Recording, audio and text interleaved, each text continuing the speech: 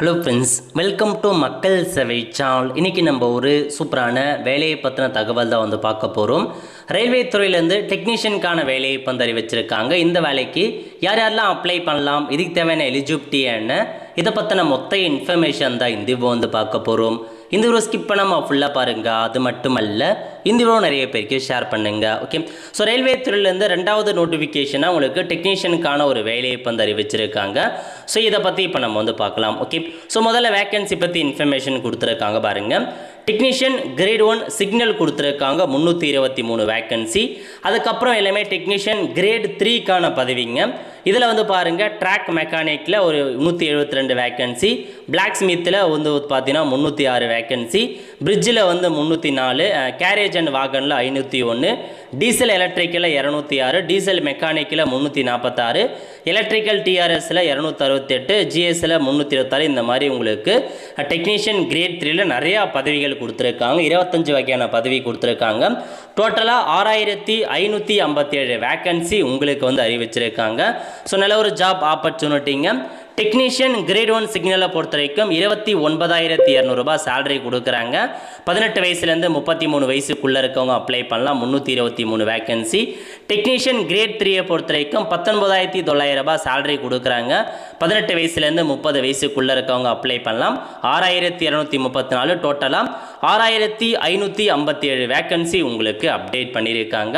So இந்த வேலைக்கு apply பண்ணுறதுக்கு 30/6/2026 முதல் ஸோ ஆன்லைன் அப்ளிகேஷன் ஓப்பன் ஆகுது, அப்ளை பண்ணிக்கலாம் அப்படின்ற மாதிரி சொல்லியிருக்காங்க. கடைசி தேதி 29/7/2026ங்க. அதுக்குள்ளே இந்த வேலைக்கு நீங்கள் ஆன்லைன் மூலமாக அப்ளை பண்ண பாருங்கள்.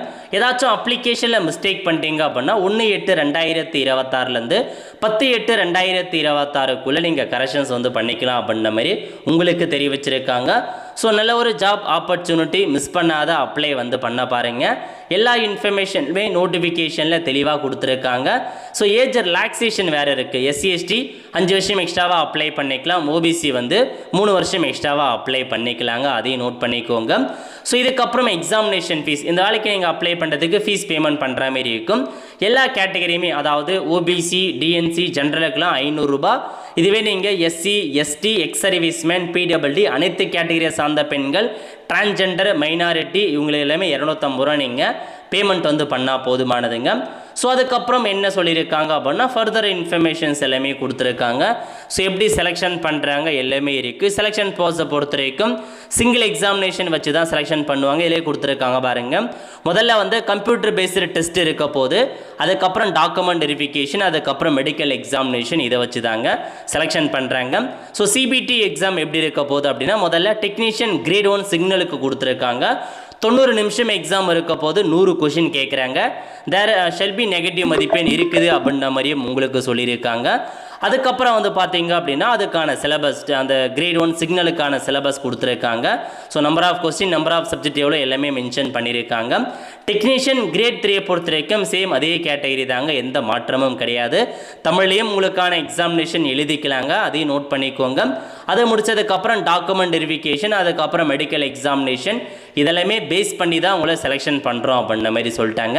எப்படி அப்ளை பண்ணுறது, அதுக்கான இன்ஸ்ட்ரக்ஷன் என்ன எல்லாமே வந்து கொடுத்துருக்காங்க. ஸோ அதுக்கப்புறம் அப்படியே கீழே வந்தீங்க அப்படின்னா உங்களுக்கான கல்வி தகுதி பற்றி கொடுத்துருக்காங்க பாருங்கள். ஸோ இம்பார்ட்டண்டான இன்ஃபர்மேஷன், கல்வி தகுதி.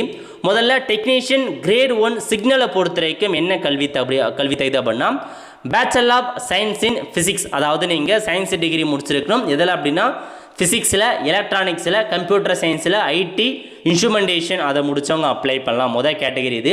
அல்லது பிஎஸ்சி இன் எனி காம்பினேஷனாக எனி சப்ஸ்ட்ரீம் கேட்டிருக்காங்க. ஸோ நீங்கள் வந்து ஃபிசிக்ஸ், எலக்ட்ரானிக், கம்ப்யூட்டர் சயின்ஸ் அந்த மாதிரி ஒரு காம்பினேஷனாக முடித்தவங்க கூட அப்ளை பண்ணிக்கலாம். அல்லது 3 இயர் டிப்ளமோ முடிச்சிருக்கீங்க, எதில் அப்படின்னா இன் இன்ஜினியரிங் மேலே சொன்ன கேட்டகரி, அதாவது டிப்ளமோவில் ஃபிசிக்ஸ், எலக்ட்ரானிக், கம்ப்யூட்டர் சயின்ஸ் முடித்தவங்க, ஐடி முடித்தவங்க அப்ளை பண்ணலாம். அல்லது டிகிரி இன் இன்ஜினியரிங் முடித்தவங்க கூட அப்ளை பண்ணிக்கலாம். அதாவது இந்த சப்ஜெக்ட் நீங்கள் முடிச்சிருக்கணும்.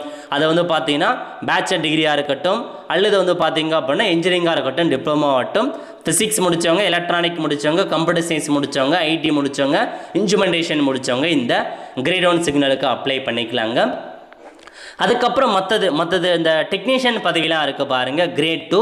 அதுக்கு முதல்ல ட்ராக் மிஷின் கொடுத்துருக்காங்க. இதுக்கு வந்து ஐடிஐ முடித்தவங்க அப்ளை பண்ணிக்கலாம். ஐடிஐயில் சம்மந்தப்பட்ட ட்ரேட், இப்போ ட்ராக் மிஷின் அப்படின்னா இதில் வந்து ஃபிட்டர் முடித்தவங்க, எலக்ட்ரீஷியன் முடித்தவங்க, எலக்ட்ரானிக் முடித்தவங்க அந்த மாதிரி அப்ளை பண்ணிக்கலாம்.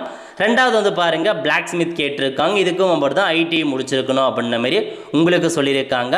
நல்லா நோட் பண்ணிக்கோங்க. 10th முடிச்சுட்டு ஐடிஐ முடித்தவங்க சம்மந்தப்பட்ட ட்ரேடில் அப்ளை பண்ணலாம். அல்லது அப்ரெண்டிஸ்ஷிப் முடிச்சிருக்கீங்க சம்மந்தப்பட்ட ட்ரேடில் அப்படின்னாலும் அப்ளை பண்ணிக்கலாங்க. எல்லாத்துக்குமே கொடுத்துருக்காங்க. ஒவ்வொன்றுத்துக்கும் இப்போ எலக்ட்ரிக்கல் அப்படின்னா ஐடிஐயில் எலக்ட்ரிக்கல், எலக்ட்ரானிக் முடித்தவங்க அப்ளை பண்ணலாம். இந்த மாதிரி 24 பதவிகளுக்கும் ஸோ உங்களுக்கான கைட்லைன்ஸ் கொடுத்துருக்காங்க. மேலே சொன்ன கிரேட் 1க்கு மட்டும் பிஎஸ்சி முடித்தவங்க, மற்ற எல்லாத்துக்குமே ஐடிஐ முடித்தவங்க அல்லது அப்ரெண்டிஸ்ஷிப் முடித்தவங்க தாங்க அப்ளை பண்ண முடியும். அதையும் நோட் பண்ணிக்கோங்க. நெக்ஸ்ட்டு வேக்கன்சி பற்றி அப்டேட் பண்ணியிருக்காங்க. ஒவ்வொரு ஆர்ஆர்பி வைஸாகவும் கொடுத்துருக்காங்க. ஸோ இதிலே நீங்கள் செக் பண்ணி பார்த்துக்கலாம். ஆர்ஆர்பி வைஸ், ஜோன் வைஸாக உங்களுக்கு மென்ஷன் பண்ணியிருக்காங்க. நம்ம வந்து பார்த்திங்க அப்படின்னா சென்னைக்கு எவ்வளோ வேக்கன்சி கொடுத்துருக்காங்க அப்படின்னா இதில் மென்ஷன் ஆகிருக்கு பாருங்கள். சென்னையை பொறுத்த வரைக்கும் சிக்னலுக்கு வந்து ஒரு 19 வேக்கன்சியும், ட்ராக் மிஷினுக்கு 7, கேரேஜ் அண்ட் வாகனுக்கு 65, எலக்ட்ரிக்கல் 20 அந்த மாதிரி கொடுத்துருக்காங்க. இதில் வந்து பாருங்கள் ஐசிஎஃப் ஃபேக்டரிக்கு பாருங்கள், இன்டர்னல் கோச் ஃபேக்டரி, அங்கேருந்து வேலைப்பு. ஸோ நம்ம சென்னைக்கு வந்து 610 வேக்கன்சி கொடுத்துருக்காங்க. நல்ல ஜாப் வேக்கன்சிங்க, ஓரளவுக்கு டீசெண்டான வேக்கன்சினே சொல்லலாம் சென்னைக்கு. அதனால் தாராளமாக இந்த வேலைக்கு ஆன்லைன் மூலமாக அப்ளை பண்ண பாருங்கள். ஸோ கண்டிப்பாக எப்படி ஆன்லைன் மூலமாக ஸ்டெப் பை ஸ்டெப்பாக அப்ளை பண்ணுறது அதை கொடுத்து நான் கண்டிப்பாக அடுத்த வீடியோ நான் வந்து எக்ஸ்பிளைன் பண்ணுறேன். நெக்ஸ்ட் வீடியோவில் எப்படி அப்ளை பண்ணுறது அதை பற்றி கண்டிப்பாக போஸ்ட் பண்ணுறேன். ஸோ இப்போதைக்கு இதுக்கான கைட்லைன்ஸ் தெரிஞ்சு வச்சுக்கோங்க, நிறைய பேருக்கு தெரியப்படுத்துங்க. அடுத்த ஒரு நல்ல சந்திப்போம். நன்றி, வணக்கம்.